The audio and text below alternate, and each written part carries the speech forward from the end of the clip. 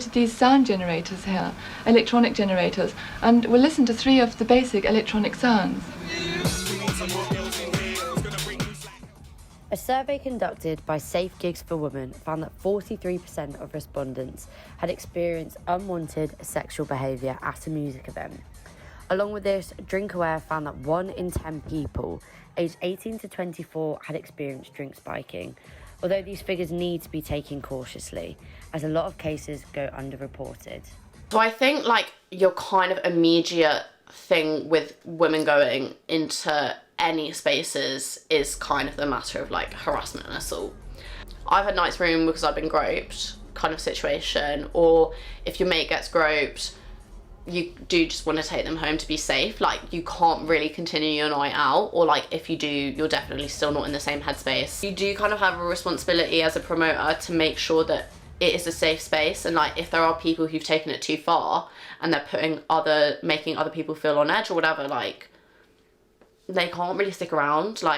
In Manchester, the police have taken these cases extremely seriously and ensure that they have meetings before a busy weekend to make sure every corner in Manchester is covered with police.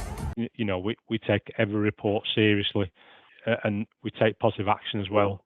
So if we're told that something, a female member of the public comes up to us and says they've been groped or assaulted or they've had a lot of comments thrown at them, then if there's a criminal offence there, we will arrest for that offence as well. So the officer will go out with a number of key crime prevention materials. So we'll have bottle stops and spiking stickers for drinks and so on. We'll go to speak to members of the public in the queues in all the key venues. So your warehouse projects, your Revolution to Cubas, those places in the city centre that are busy, your Impossibles, and we'll provide that material to them really as a bit of a nudge as well, just to say, just be, while you're out, just be mindful about what is going on. Not only do the police take extreme caution, the council have put into place the Women's Safety Charter.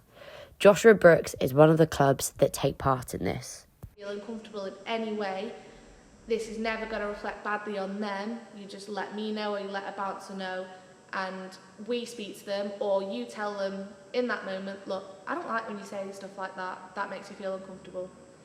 Unconscious, foaming at the mouth, terrifying scenes that there is no one about. You can call an ambulance, but in Freshers Week, you can be waiting 2 hours for an ambulance. You need to have your staff first aid trained.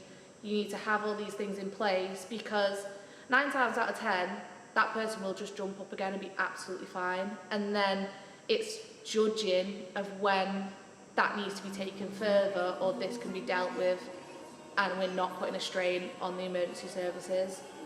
These security companies are run by men. Most of the managers are men.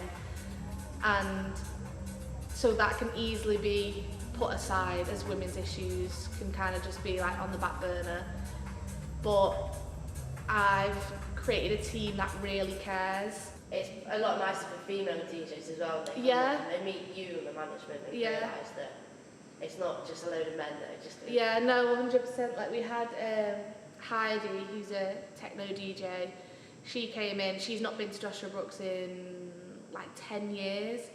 And she was very nervous because the crowd back then was all men, and she just didn't really like the vibe back then.